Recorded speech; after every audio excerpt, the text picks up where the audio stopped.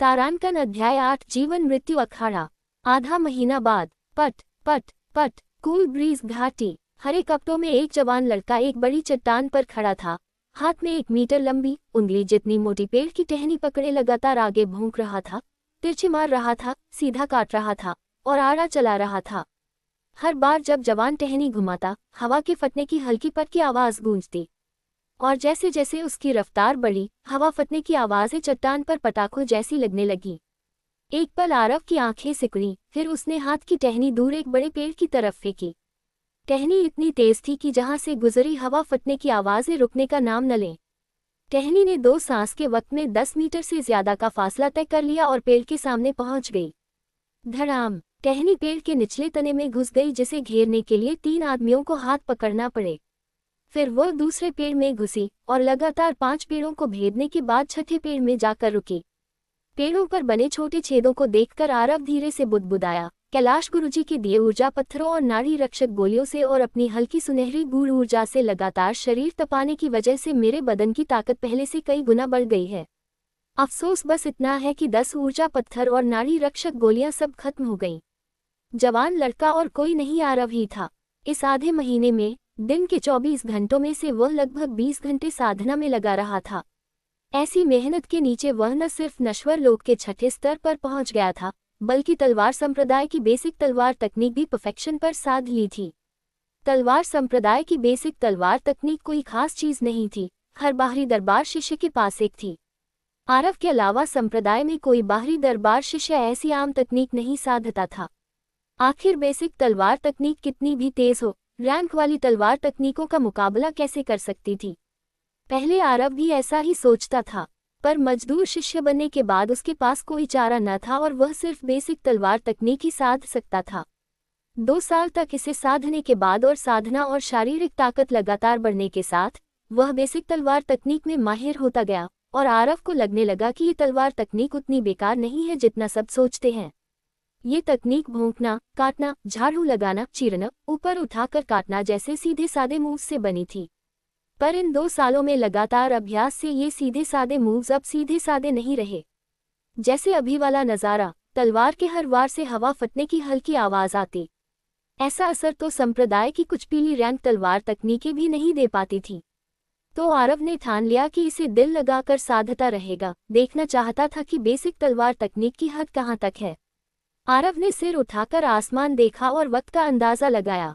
जब देखा कि दोपहर हो गई है, तो हाथ छाड़े और धीरे से बोला, आज शक्ति ताबीज बनाकर ही रहूंगा। बिटिया के दिए पंचतत्व ताबीज निर्माण तकनीक में शक्ति ताबीज बनाने का तरीका ज्यादा मुश्किल नहीं था। आखिर ये सिर्फ एक बेसिक ताबीज था, पर आरव जैसे नए बंदे के लिए जो अभी ताबीजों से वाकिफ हुआ हो और जिसे कोई सिखाने वाला न हो, ये पहले ही बहुत मुश्किल था। इस आधे महीने में वह एक बार भी कामयाब न हुआ और बड़ी वजह यह थी कि शुरू में वह बहुत जल्दबाजी कर गया था। इस दौरान हुई नाकामियों से सबक लेकर आरव अक्लमंद हो गया था। पिछले हफ्ते उसने शक्ति ताबीज बनाने की कोशिश नहीं की, बल्कि 1 हफ्ता शक्ति ताबीज को समझने में लगाया। उसने जबरदस्ती शक्ति ताबीज के सारे रास्ते और खास हिस्से याद कर लिए। आरव ने शक्ति ताबीज की सारी बारीकियां दिमाग में दोहराईं। कुछ पल बाद आरव चट्टान पर पालथी मारकर बैठ गया और बिटिया का दिया ताबीज कागज और ताबीज ब्रश निकाला। फिर बिटिया का दिया डाकबीस्ट खून और स्पिरिट हर्ब रस निकाला। सब तैयार होने पर आरव बैठने की मुद्रा से रेंगने की मुद्रा में आ गया और सांस रोककर एकाग्र हो गया।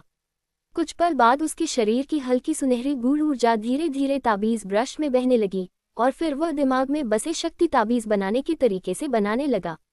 ताबीज ब्रश पकड़े आरव ने ध्यान से ताबीज कागज पर घुमाया और शरीर से हल्की सुनहरी गूढ़ ऊर्जा की लकीरें ताबीज ब्रश के जरिए ताबीज कागज में बहने लगीं। हल्की सुनहरी गूढ़ ऊर्जा की कई लकीरें ताबीज कागज में घुसते ही छोटे छोटे कीड़ों जैसी रेंगने लगीं। ये देखकर आरव ने जल्दी से ताबीज ब्रश से उन्हें गाइड करके अजीब अजीब शक्लें बनवाईं। पूरे दौरान आरव ने जोर से सांस तक न ली और पूरी एकाग्रता से धीरे धीरे ताबीज ब्रश ताबीज कागज पर घुमाता रहा। 15 मिनट बाद ताबीज कागज पर हल्की सुनहरी आग की शक्ल धीरे धीरे उभर आई और 15 मिनट और बाद आरव ने ब्रश उठा लिया। ताबीज कागज पर हल्की सुनहरी आग बन चुकी थी। आग बनते देख आरव ने गहरी सांस ली और उसका चेहरा ढीला पड़ गया। बेशक ये आखिर नहीं था, क्योंकि उसने सिर्फ पहला कदम पूरा किया था और एक कदम बाकी था, सबसे जरूरी कदम। ताबीज में रूह फूंकना। ताबीज में रूह फूंकने का मतलब था स्पिरिट हर्बरस और डाकबीस्ट खून को ताबीज कागज में डालना और इन दोनों को कुदरत की ऊर्जा के साथ मिलाकर ताबीज को रूह देना। ये कदम सबसे मुश्किल था और 1 महीने पहले वह इसी में फेल हुआ था, क्योंकि उसे डाकबीस्ट खून, स्पिरिट हर्बरस और अपनी हल्की सुनहरी गूढ़ ऊर्जा से एक साथ आग दोबारा बनानी थी। पूरे दौरान अगर वह फेल हो गया तो पूरा ताबीज फेल। आरव ने गहरी सांस ली और खुद को शांत करने की कोशिश की। कुछ पल बाद उसने सफ़ेद जैद की बोतल उठाई और उसमें से एक बूंद तरल ताबीज पर टिपकाई, फिर जल्दी से दूसरी सफ़ेद जैद की बोतल उठाकर डाकबीस्ट खून की एक बूंद टिपकाई। दोनों बूंदें ताबीज पर गिरते ही आरव ने जल्दी से शरीर की गूढ़ ऊर्जा चलाई और दोनों बूंदों को जबरदस्ती मिलाया। आरव की हल्की सुनहरी गूढ़ ऊर्जा के असर से दोनों बूंदें बिना दिक्कत मिल गईं। फिर आरव ने जल्दी से ताबीज ब्रश पकड़ा और तरल को आग के रास्तों के हिसाब से गाइड किया। ये प्रक्रिया सबसे मुश्किल कही जाती थी क्योंकि आरव को पूरे दौरान अपनी गूढ़ ऊर्जा से दोनों बूंदों को लपेटे रखना था और इसके लिए आत्मा ऊर्जा और गूढ़ ऊर्जा पर कंट्रोल की सख्त ज़रूरत थी। पूरे दौरान जरा सी लापरवाही या एक ही सांस में ताबीज में रूह न फूंक पाना ताबीज बनाने को फेल कर देता, क्योंकि एक बार डाकबीस्ट खून और स्पिरिट हर्बरस गूढ़ ऊर्जा से लिपटे न रहे तो वे तुरंत अलग हो जाते। एक बार दोनों अलग हुए तो पूरे ताबीज की आग जरूर बिगड़ जाती। तब आरव की अब तक की सारी मेहनत बेकार। उसके माथे पर ठंडे पसीने की बूंदें लगातार उभर आईं, पर आरव ने पलक झपकने की हिम्मत न की। डर था कि पलक झपकते ही उसकी लकीर टेढ़ी हो जाएगी। ऐसे ही लगभग 30 मिनट ध्यान से बनाने के बाद आरव के चेहरे पर मुस्कान धीरे धीरे उभर आई और आंखों की खुशी छुपाए न छुपी। 15 मिनट और बाद आरव ने अचानक ब्रश उठा लिया। ब्रश ताबीज कागज से हटते ही ताबीज कागज पर बनी आग ने हल्की सुनहरी आग की चमक छोड़ी, बिल्कुल असली आग जैसी, और पूरी आग जिंदा लग रही थी, जैसे सचमुच ताबीज कागज पर जल रही हो। आखिरकार कामयाब हो गया, आखिरकार कामयाब हो गया। मैं आरव भी ग्रेड 1 ताबीज मास्टर हूँ, हा हा हा। ताबीज कागज पर आग को देखकर आरव जोश में दहाड़ मारकर हंस पड़ा। बिटिया के दिए पंचतत्व ताबीज निर्माण तकनीक से आरव को ताबीज मास्टर्स की बेसिक जानकारी थी। ताबीज मास्टर भी साधकों जैसे होते हैं और उनके भी रैंक होते हैं। 1ली से 5वीं ग्रेड ताबीज लिखने से जुड़ी थी और ये ताबीज बनाने की बुनियाद थी। 5वीं ग्रेड ताबीज मास्टर के बाद के रैंक स्पिरिट ताबीज मास्टर, अर्थ ताबीज मास्टर, हेवन ताबीज मास्टर, इमोर्टल ताबीज मास्टर और डिवाइन ताबीज मास्टर थे। पहली 5 ग्रेड ताबीज लिखने से जुड़ी थी और हर ताबीज जो कोई कामयाबी से बना ले उससे 1 ग्रेड मिलती। अगर कोई 5 बेसिक ताबीज बना ले और 5 तत्वों में महारत हासिल कर ले तो वह 5वीं ग्रेड पर पहुंच जाता। आरव ने अब शक्ति ताबीज कामयाबी से बना लिया था तो उसे ग्रेड 1 ताबीज मास्टर माना जा सकता था। आरव ने दिल की खुशी दबाए और चट्टान पर पड़ा शक्ति ताबीज उठाया। कुछ देर देखने के बाद उसकी आंखों में हैरानी उतर आए और वह धीरे से बोला, ताबीज defective grade, low grade, mid grade, high grade और टॉप ग्रेड में बंटे होते हैं। मेरा ये शक्ति ताबीज आग को जिंदा जैसा दिखा रहा है तो इसे हाई ग्रेड ताबीज माना जाना चाहिए, पर स्क्रॉल में तो लिखा था कि हाई ग्रेड ताबीज बनने की संभावना बहुत कम होती है। कहीं ये मेरी हल्की सुनहरी गूढ़ ऊर्जा की वजह से तो नहीं। आरव को पंचतत्व ताबीज निर्माण तकनीक के इंट्रो से पता चला था कि ताबीज भी ग्रेड में बंटे होते हैं और अलग अलग ग्रेड की ताबीज़ों के अलग असर होते हैं। जैसे लो ग्रेड शक्ति ताबीज ज़्यादा से ज़्यादा यूज़र की ताकत 50% बढ़ा सकता था, मिड ग्रेड शक्ति ताबीज लगभग 100% बढ़ाता, जबकि हाई ग्रेड ताबीज 300% बढ़ा सकता था, और टॉप ग्रेड शक्ति ताबीज यूज़र की ताकत 6 या 7 गुना बढ़ा सकता था। भले हाई ग्रेड और टॉप ग्रेड ताबीज़ों के असर चौंकाने वाले थे, पर उन्हें बनाना भी बहुत मुश्किल था। हाई ग्रेड ताबीज़ कामयाबी से बनने की संभावना बहुत कम थी, तो उसने सोचा भी न था कि उसका ये ताबीज़ टॉप ग्रेड निकलेगा। कहीं मैं सचमुच असाधारण जीनियस तो नहीं? आरव हैरान था। लगता है बाद में बिटिया से पूछना पड़ेगा। आरव ने इस मसले पर सोचना बंद किया। हाथ में शक्ति ताबीज़ को देखा, होठों के कोने ऊपर उठे और एक अजीब सी मुस्कान बन गई। अगर भविष्य में किसी से लड़ाई हुई और ताकत में ज्यादा फर्क न हुआ तो मैं अचानक खुद पर ताबीज़ चिपका दूंगा तो सामने वाले की मौत बड़ी दर्दनाक होगी। यहाँ तक सोचते ही आरव के होठों की मुस्कान और चौड़ी हो गई और वह थोड़ी शेखी वाली मुस्कान हंस पड़ा। कुछ पल बाद उसने ध्यान से शक्ति ताबीज़ समेटा और कूल ब्रीज घाटी के एग्जिट की तरफ बढ़ गया। कूल ब्रीज घाटी से निकलकर आरव साधना मैदान पहुंचा। पहुंचते ही उसे हरे कपड़ों वाले एक शिष्य ने रोक लिया। ये जवान 17 से 18 साल का था और उसके हरे कपड़ों के बाएं कंधे पर छोटा सा बाहरी लिखा था। ये बाहरी दरबार शिष्य की निशानी थी। आरव की तरफ खूनी नजर से घूरते इस हरे कपड़ों वाले जवान को देखकर आरव समझ गया कि ये शख्स शायद दुष्यंत का चचेरा भाई देव है, जो नश्वर लोक के 8वें स्तर पर है। जब आसपास के मजदूर शिष्यों ने देखा कि आरव को देव ने रोक लिया है, तो तुरंत सिर हिलाकर आह भरने लगे। आरव की वजह से मजदूर शिखर के सारे मजदूर शिष्य दुष्यंत और बाकियों की धौंस से बच गए थे, इसलिए आरव के लिए उनके दिल में अच्छी छवि थी। अब दुष्यंत का चचेरा भाई सांसारिक दुनिया से लौट आया था, तो आरव का अंजाम साफ था। देव ने भी आरव को घूरा, आंखों में खूनी ठंडक चमक रही थी। जब वह आज सांसारिक दुनिया से लौटा, तो पता चला कि दुष्यंत और प्रबंधक विष्णु को तारा यस्क पर्वत भेज दिया गया है, और गुनहगार यही मजदूर शिष्य है जो उसके सामने खड़ा है। आखिर तलवार संप्रदाय के सारे मजदूर शिष्य और कुछ बाहरी दरबार शिष्य भी साफ जानते थे कि दुष्यंत उसका चचेरा भाई है और प्रबंधक विष्णु उसका आदमी है। कुत्ते को मारने से पहले मालिक का लिहाज करना चाहिए, और ये बंदा उसके सामने बिना पर्दा डाले उसे थप्पड़ मार चुका था।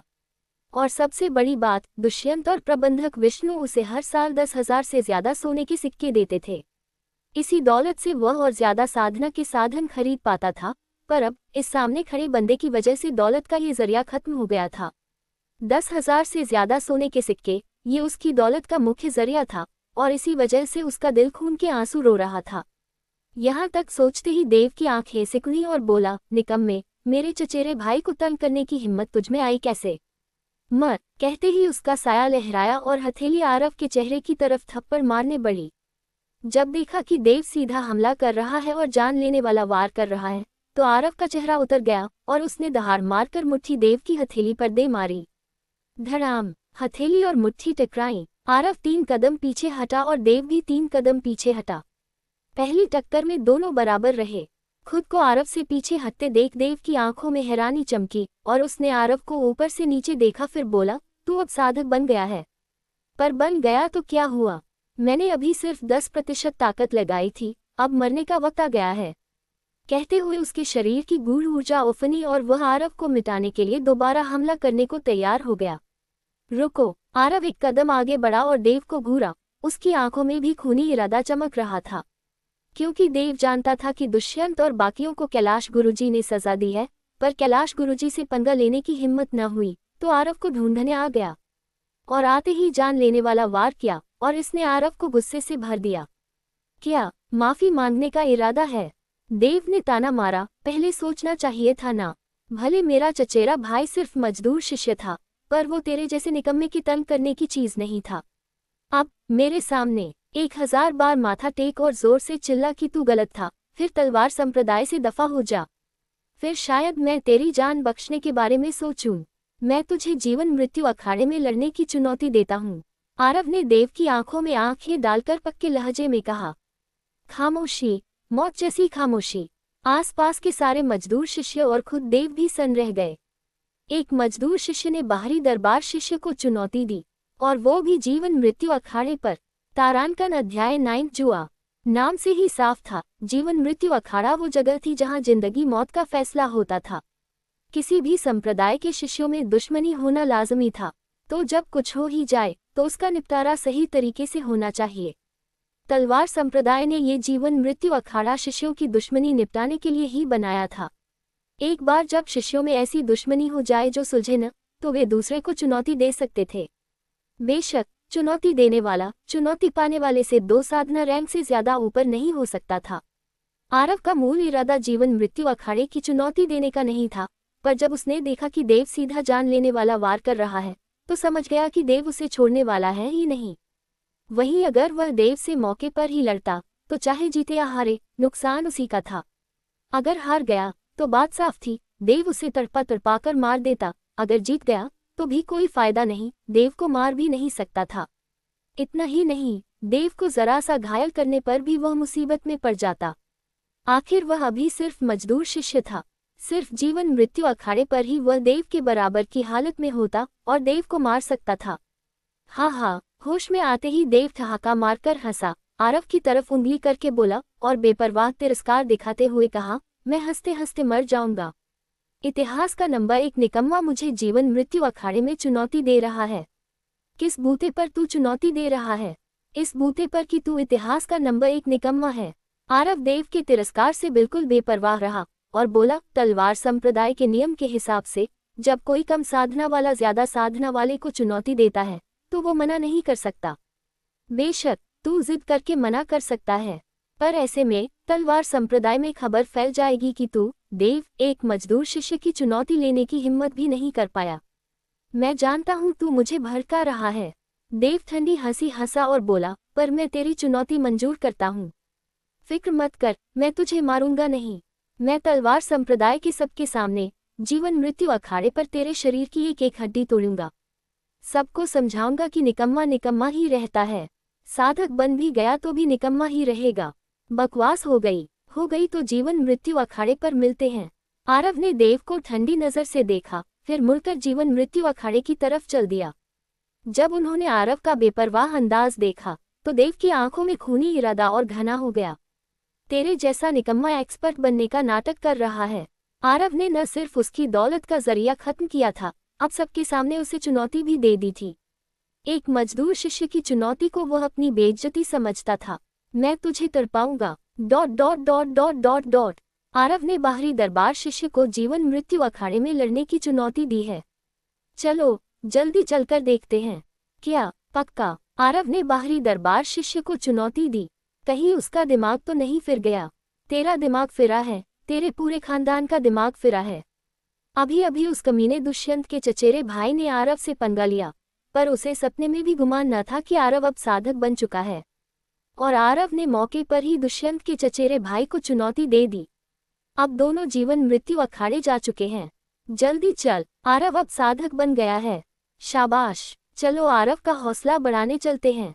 बाहरी दरबार शिखर। क्या एक मजदूर शिष्य ने हम बाहरी दरबार शिष्यों में से एक को चुनौती दी, वो भी इतिहास का नंबर 1 निकम्मा?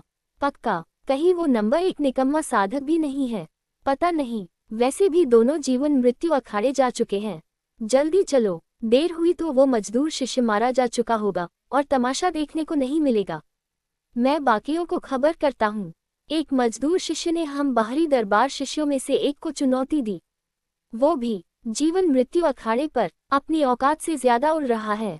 चलो देखते हैं हमारा एक बाहरी दरबार शिष्य उसे कैसे सबक सिखाता है। पल भर में आरव के बाहरी दरबार शिष्य को चुनौती देने की खबर प्लेग की तरह मजदूर शिखर और बाहरी दरबार शिखर में फैल गई और हजारों मजदूर शिष्य और सैकड़ों बाहरी दरबार शिष्य जीवन मृत्यु अखाड़े की तरफ दौड़ पड़े। ...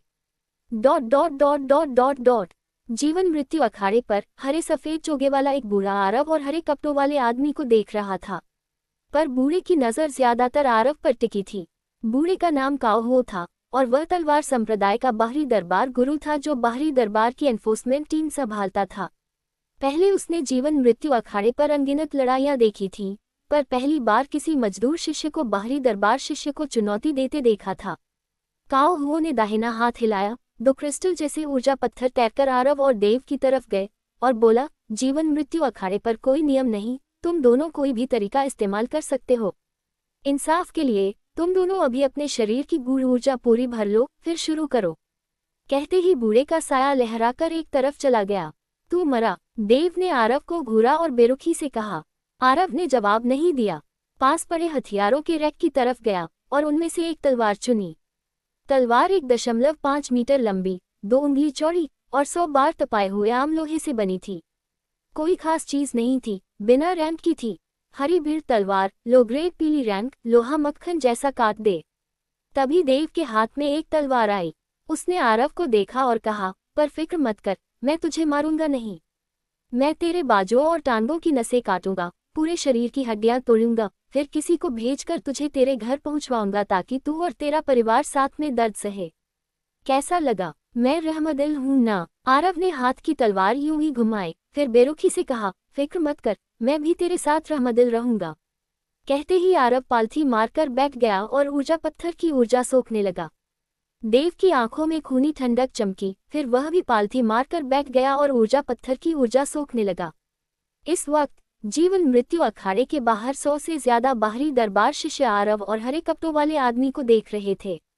उनमें से एक लंबे चेहरे वाले ने बगल वाले बाहरी दरबार शिष्य से कहा, जयांग क्यों शुई, देव नश्वर लोक के 8वें स्तर पर है, पता नहीं उस मजदूर शिष्य की साधना क्या है, पर मैं शर्त लगाता हूँ कि देव 10 वार में उसका सिर उड़ा देगा। मैं शर्त लगाता हूँ 5 वार में। जियांग क्यूशुई नाम के आदमी ने लंबे चेहरे वाले को देखा और कहा, 20 ऊर्जा पत्थर, शर्त लगाने की हिम्मत है तो उस मजदूर शिष्य को इतना कम आंकता है। लंबे चेहरे वाले ने मुस्कुराकर कहा, वो संप्रदाय में 2 साल रहा, पर अभी साधक बना है। ऐसे निकम्मे को मैं क्यों ज्यादा आंकूं? जियांग क्यूशुई ने तिरस्कार से कहा, बोल, मैं 20 ऊर्जा पत्थर की शर्त लगाता हूँ कि देव 5 वार में उसका सिर उड़ा देगा। हिम्मत है शर्त लेने की, क्यों नहीं? लंबे चेहरे वाले ने ठहाका लगाया। अगर उस मजदूर शिष्य ने देव को चुनौती देने की हिम्मत की है तो जरूर कुछ दम होगा। मुझे यकीन नहीं कि वह 10 वार भी न रोक पाए। कोई और शर्त लगाना चाहता है? मैं 5 वार पर शर्त लगाता हूँ। मैं 10 वार पर शर्त लगाता हूँ। मैं 50 ऊर्जा पत्थर की शर्त लगाता हूँ, वो मजदूर शिष्य जीतेगा। तभी एक साफ और रसीली आवाज गूंजी जो नादान लग रही थी। सारे बाहरी दरबार शिष्य सन रह गए। जब मुड़कर देखा तो 14 से 15 साल की एक छोटी लड़की मुस्कुराकर उन्हें देख रही थी। छोटी लड़की ने फूलों वाले हल्के पीले कपड़े पहने थे और वह उसकी पतली काया ढके थे जो आकार लेने लगी थी। उसकी विलो पत्ती जैसी भौहें, छोटी चेरी जैसे होंठ और जिंदा आंखों की जोड़ी थी जो लगातार घूम रही थी और शरारत दिखा रही थी। छोटी लड़की और कोई नहीं ताबीज शिखर की बिटिया थी। वह आज खास आरव को ढूंढने आई थी, पर उसने सोचा भी न था कि आरव किसी से लड़ रहा होगा। उसने ये भी न सोचा था कि उसके सामने वाले ये लोग आरव को नीची नज़र से देखेंगे। वह जानती थी आरव कितना ताकतवर है और आरव के पास पंचतत्व गूढ़ ऊर्जा है। जब सारे बाहरी दरबार शिष्यों ने देखा कि एक छोटी लड़की है तो थोड़े हैरान हुए। भले छोटी लड़की जवान थी, पर वे अंदाजा लगा सकते थे कि बड़ी होकर वो बेमिसाल हुस्न वाली बनेगी, और उनमें से कुछ की आंखों में हवस की चमक भी उतर आई। जब उसने देखा कि कुछ लोग ऐसी घिनौनी नज़र से देख रहे हैं तो बिटिया ने घुड़की भरी, फिर ताबीज़ों का गट्ठा निकाला और जियांग क्यूशुई और बाकियों के पास गई। बोली, मैं तुमसे शर्त लगाती हूँ। मैं शर्त लगाती हूँ कि वो छोटा मजदूर जीतेगा। जियांग क्यूशुई सन रह गया, पर जब उसने बिटिया के हाथ में ताबीज़ों का गट्ठा देखा तो जियांग क्यूशुई वहीं जम गया। काफी देर बाद होश में आया और उसका पहले वाला ठंडा घमंडी चेहरा जोशीला हो गया। हल्की आवाज में पूछा, तुम ताबीज शिखर से हो? तभी बाकी बाहरी दरबार शिष्यों ने भी बिटिया के हाथ में ताबीज़ों का गट्ठा देख लिया। वो ताबीज़ थे जो सिर्फ बाहरी दरबार रैंकिंग के टॉप 10 एक्सपर्ट्स को ताबीज़ शिखर से मिलते थे। सबकी आंखें लालच से जलने लगीं। बिटिया ने घुड़की भरी और कहा, हाँ, मैं शर्त लगाती हूँ कि वो मजदूर शिष्य जीतेगा। तुम लोग शर्त लगा रहे हो या नहीं? उसे ये लोग बिल्कुल पसंद नहीं आए, क्योंकि न सिर्फ वे छोटे मजदूर को नीची नज़र से देख रहे थे, उसे भी घिनौनी नज़र से देख रहे थे। तो उसने ठान लिया कि इनके सारे साधना के साधन जीत लेगी। उसे शर्त लगानी है कि वो मजदूर शिष्य जीतेगा। सारे बाहरी दरबार शिष्यों ने एक दूसरे को देखा जब ये सुना। क्या इस छोटी लड़की का दिमाग खराब है? वो शर्त लगा रही है कि मजदूर शिष्य जीतेगा। आखिर देव नश्वर लोक के 8वें स्तर पर था, जबकि मजदूर शिष्य ज्यादा से ज्यादा चौथे या 5वें स्तर पर होगा। तो क्या वह देव को हरा पाएगा? यहाँ तक सोचते ही सबने एक दूसरे को देखा, फिर सबकी आंखों में खुला लालच उतर आया। जियांग क्यूशुई की आंखें चमकी, फिर बोला, हम तुमसे शर्त लगा सकते हैं, पर तुम्हें ब्रोकर बनना पड़ेगा, क्योंकि हम सब शर्त लगा रहे हैं कि मजदूर शिष्य हारेगा।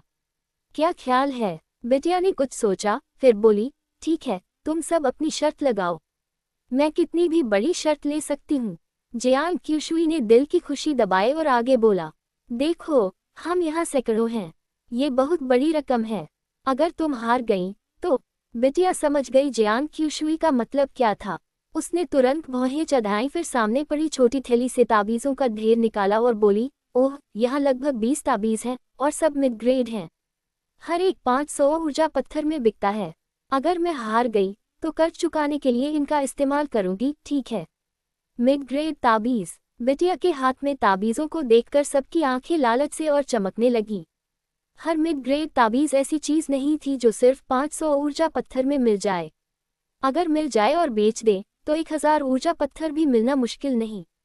इस बार जियांग क्यूशुई के कुछ कहने की जरूरत नहीं पड़ी और सारे बाहरी दरबार शिष्यों ने जल्दी से सिर हिला दिया। इतना दरियादिल इंसान मुफ्त में दौलत देने आया हो तो अगर न लूटे तो आसमान का कहर टूटे। मैं 500 ऊर्जा पत्थर की शर्त लगाता हूँ। तभी जियांग क्यूशुई अचानक बोला, मेरे पास अभी इतने ऊर्जा पत्थर नहीं हैं, तो तुम अभी हिसाब लिख लो। अगर मैं हार गया तो जरूर दे दूंगा। हम सब बाहरी दरबार शिष्य हैं, तो धोखा नहीं देंगे। जब उन्होंने जियांग क्यूशुई की बात सुनी तो सारे मजदूर शिष्य सन्न रह गए। 500 ऊर्जा पत्थर छोटी रकम नहीं थी। आखिर उन्हें हर महीने सिर्फ 20 ऊर्जा पत्थर मिलते थे। तो क्या जियांग क्यूशुई के पास सचमुच इतने थे जैसे बाकी बाहरी दरबार शिष्यों ने सोचा? जियांग क्यूशुई के पास सचमुच 500 ऊर्जा पत्थर नहीं थे। पर वह डरा नहीं, क्योंकि क्या उस मजदूर शिष्य के जीतने की संभावना थी? जवाब था बिल्कुल नहीं। बिटिया ने कुछ सोचा और बोली, ठीक है, तुम सब अपनी शर्त लगाओ, मैं तुम सबका हिसाब लिख लूंगी। वह डरी नहीं कि ये लोग मुकर जाएंगे, क्योंकि तलवार संप्रदाय में कोई उसका फायदा उठाने की हिम्मत नहीं करता था। मैं 2000 ऊर्जा पत्थर और जोड़ता हूँ। जब सुना कि उधार चल सकता है तो जियांग क्यूशुई ने तुरंत 2000 ऊर्जा पत्थर और जोड़ दिए। ऐसे दरियादिल इंसान का फायदा न उठाए तो वह खुद को कभी माफ नहीं करेगा। जब उन्होंने सुना कि बिटिया ने जियांग क्यूशुई को उधार देने की हाँ कर दी है तो बाकी शिष्यों में हलचल मच गई। फिर उन्होंने तुरंत अपनी बोली लगाई, मैं भी 1000 ऊर्जा पत्थर की शर्त लगाता हूँ। मैं 800 की शर्त लगाता हूँ। मैं 2000 की शर्त लगाता हूँ। जब उसने देखा कि सब अपनी शर्त लगा रहे हैं तो बिटिया मुस्कुराकर आंखें सिकुड़कर हंसी, फिर जल्दी से ब्रश निकालकर सबकी शर्त लिखने लगी। उसके हिसाब से आरव का जीतना सबसे अच्छा था, और हार भी गया तो कोई बात नहीं। वैसे भी ताबीज शिखर पर ऐसे ताबीजों का ढेर लगा था और वह खुद भी बना सकती थी। तारांकन अध्याय 10 बेसिक तलवार तकनीक। जीवन मृत्यु अखाड़े पर एक पल में दोनों ने एक साथ आंखें खोली और नजरें टकराईं। देव की आंखों में खुला खूनी इरादा चमक रहा था, जबकि आरव की आंखें शांत और स्थिर थीं। दोनों खड़े हो गए। देव ने हाथ की हरी भीड़ तलवार हिलाए और ताना मारती मुस्कान के साथ बोला, ये मत कहना कि मैंने तुझे मौका नहीं दिया। मैं तुझे पहले 3 वार करने देता हूँ। भले आरव अब साधक बन गया था, पर वह डरा नहीं। न सिर्फ वह आरव से कम 2 साधना रैंक ऊपर था, उसका हथियार और तलवार तकनीक भी ऐसी चीजें थीं जो आरव के पास नहीं थी। तो वह बिल्ली चूहे वाला खेल खेलने वाला था। बेवकूफ, आरव ने दिल में गाली दी और तलवार लेकर देव की तरफ बढ़ा। जब वह देव से 2 मीटर दूर पहुंचा, आरव की शांत आंखों में अचानक खूंखारपन चमका। अगले ही पल आरव ने दाहिना पैर जमीन पर दे मारा और इस टक्कर की ताकत से तोप के गोले सा निकलकर तलवार देव के सीने में भोंक दी। जहां आरव का पैर पड़ा था, वहां का सख्त फर्श अब पूरी तरह धंस चुका था। आरव ने इस वार में पूरी ताकत लगा दी थी। जिस पल आरव का साया निकला, अखाड़े के नीचे खड़ा बाहरी दरबार गुरु कालू गुरु, जो ऊँघने वाला था, अचानक आंखें खोलकर चौंक गया। उसकी आंखों में हैरानी उतर आई। आरव के अचानक हमले को देखकर देव का चेहरा बिगड़ गया, आंखों में दहशत भर गई। इतनी कम दूरी और आरव की ऐसी रफ्तार में वह बचने या रोकने का वक्त ही नहीं पा सका और बस देखता रह गया कि आरव की तलवार उसके सीने में घुस गई। टन! आरव की तलवार देव के सीने से टकराए, पर टकराने की साफ आवाज आए और देव का शरीर 10 कदम से ज्यादा पीछे हट गया। जब देखा कि तलवार सीने में घुसी नहीं, तो आरव ने त्योरी चढ़ाई और पीछा करने की बजाय हरे कपड़ों वाले के सीने को देखा। उसने देखा कि हरे कपड़ों के नीचे चांदी जैसी रोशनी की परत लगातार चमक रही थी। कवच पहना है। यहाँ तक सोचते ही आरव की आंखें सिकुड़ी और शरीर की गूढ़ ऊर्जा उफन पड़ी। देव ने गहरी सांस ली, दिल में अभी भी डर बैठा था। उसने सीने पर नजर डाली और देखा कि उसका हाई ग्रेड पीली रैंक कवच धंस चुका था। क्या गजब की ताकत है! कम से कम 500 किलो की ताकत। देव का चेहरा गंभीर हो गया और वह समझ गया कि उसने आरव को कमा का था। पलक झपकते ही आरव ने एक वार में देव को पीछे धकेल दिया और नीचे खड़े सारे मजदूर शिष्य जोश से चिल्ला उठे। और कुछ की आंखों में तो जोश की चमक उतर आई। चाहे कुछ भी हो, आरव मजदूर शिष्य था और एक मजदूर शिष्य ने बाहरी दरबार शिष्य को पीछे धकेल दिया था। तो वे खुश क्यों न होते? शेर भी खरगोश का शिकार पूरी ताकत से करता है, पर ये देव तो अपने दुश्मन को ऐसे हल्के में ले रहा है। सच में बेवकूफ है। शुक्र है कवच पहना था। जयंत का चेहरा उतरा हुआ था। देव को एक बार में लगभग मरते देखकर बोला। बगल वाले बाकी बाहरी दरबार शिष्यों ने सिर हिलाकर हामी भरी और साथ ही चैन की सांस ली। उन्होंने देव पर कई महीनों के ऊर्जा पत्थर लगाए थे और कुछ लालची तो 1-2 साल के ऊर्जा पत्थर लगा बैठे थे। अगर देव हार जाता तो वे सचमुच बर्दाश्त नहीं कर पाते। वही बिटिया ने छोटी मुठियां भींच ली थीं और आंखों में जोश की चमक थी। मानता हूं मैंने तुझे थोड़ा कमा का, पर अभी बता देता हूं, तेरे जीतने का कोई चांस नहीं क्योंकि मैं अब सीरियस होने वाला हूँ। देव ने आरव को घूरा, शरीर की गूढ़ ऊर्जा धीरे धीरे चलाई और गूढ़ ऊर्जा लगातार तलवार में बहने लगी। उसकी तलवार इस वक्त हल्के हल्के कांपने लगी। तलवार तकनीक। देव की तलवार से निकलती हल्की लहरों को देखकर आरव धीरे से बोला। फिर शरीर की हल्की सुनहरी गूढ़ ऊर्जा तलवार में बहा दी। गूढ़ ऊर्जा घुसते ही तलवार पर हल्की सुनहरी चमक कौंध उठी, पर यह चमक बहुत हल्की थी और ध्यान से देखे बिना दिखती ही नहीं। लगता है देव अब सीरियस हो रहा है। जयंत का उतरा चेहरा थोड़ा ठीक हुआ। इस बार एक ही वार में फैसला हो जाएगा। देव ऊर्जा चीर तलवार तकनीक इस्तेमाल करने वाला है। एक बाहरी दरबार शिष्य के चेहरे पर मुस्कान आई। ऊर्जा चीर तलवार तकनीक हाई ग्रेड पीली रैंक तलवार तकनीक है। अगर देव इसे इस्तेमाल करने की हिम्मत कर रहा है तो मतलब वह तलवार की एक लकीर निकाल सकता है। वो मजदूर शिष्य गया काम से।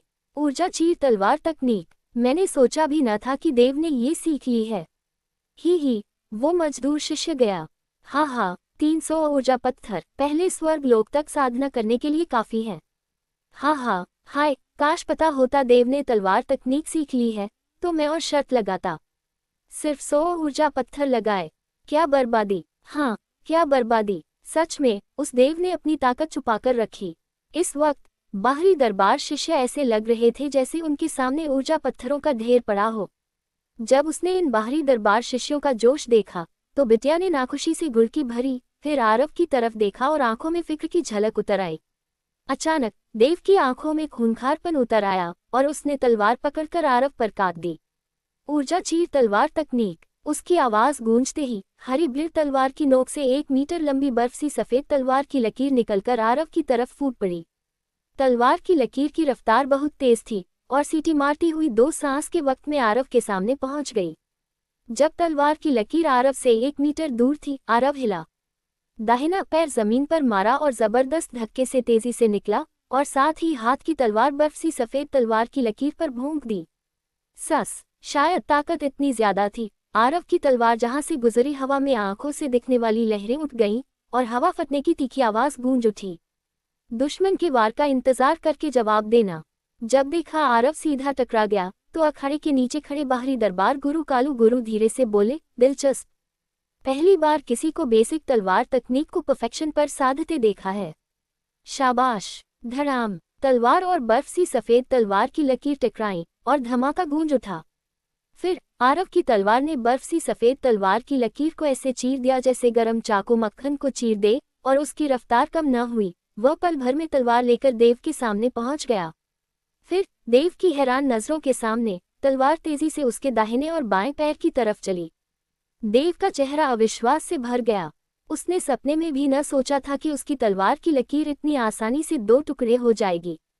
वो तलवार तकनीक थी, पर हैरानी से उबरता उससे पहले ही आरव दोबारा उसके सामने आ खड़ा हुआ और वह दिल में दहल गया। उसने बेसाख्ता तलवार से आरव का वार रोका और पीछे हटा। टन टन तलवारें लगातार टकराईं और लोहे के टकराने की आवाजें गूंजी और ये किसी खूबसूरत संगीत जैसा लग रहा था। जब देखा देव दब रहा है और लगातार पीछे हट रहा है तो आसपास के सारे मजदूर शिष्य सन्न रह गए। सिर्फ मजदूर शिष्य ही नहीं, पास खड़े बाहरी दरबार शिष्य भी सन्न थे। एक मजदूर शिष्य बाहरी दरबार शिष्य को लड़ाई में दबा रहा है। क्या यही इतिहास का नंबर 1 निकम्मा है? बगल में खड़े सारे बाहरी दरबार शिष्यों के चेहरे हैरान थे। उन्होंने कभी सोचा भी न था कि तलवार की लकीर आरव काट देगा। ऐसा करने के लिए कितनी ताकत और रफ्तार चाहिए होगी। मूल रूप से उन्हें फर्क नहीं पड़ता था देव हारे भी तो, पर अब अगर देव हार गया तो वे उस छोटी लड़की का कर्ज खुद को बेचकर भी न चुका पाएंगे।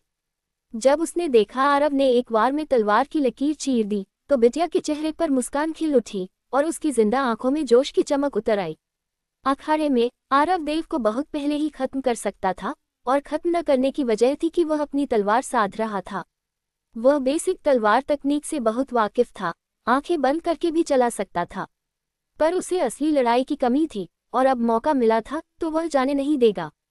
आरव को लड़ाई और आसान लगने लगी और उसके वार और सहज होते गए, जबकि लड़ाई देव के लिए और थकाऊ और मुश्किल होती गई।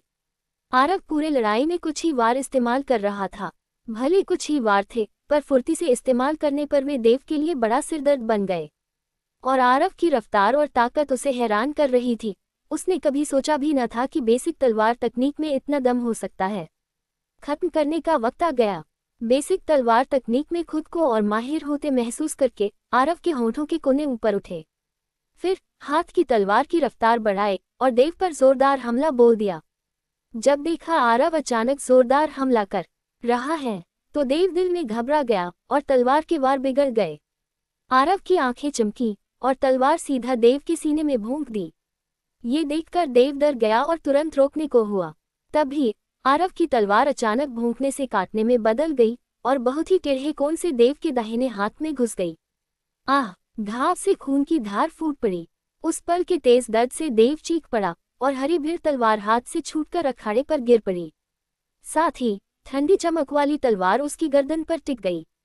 देव हार गया। जब देखा आरव की तलवार देव की गर्दन पर टिकी है तो आसपास का शोर शराबा इस पल खामोश हो गया और अखाड़े के नीचे एक आवाज भी नहीं थी। सब सन्न थे और सुई गिरने की आवाज भी सुनाई देती।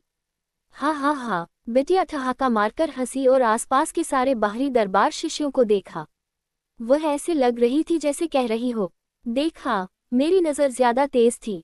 इस वक्त उन बाहरी दरबार शिष्यों के चेहरे अभी भी हैरान थे। उन्होंने कभी सोचा भी न था कि तलवार तकनीक इस्तेमाल करने के बाद भी देव हार जाएगा और वे अब तक इस नतीजे को मान नहीं पा रहे थे।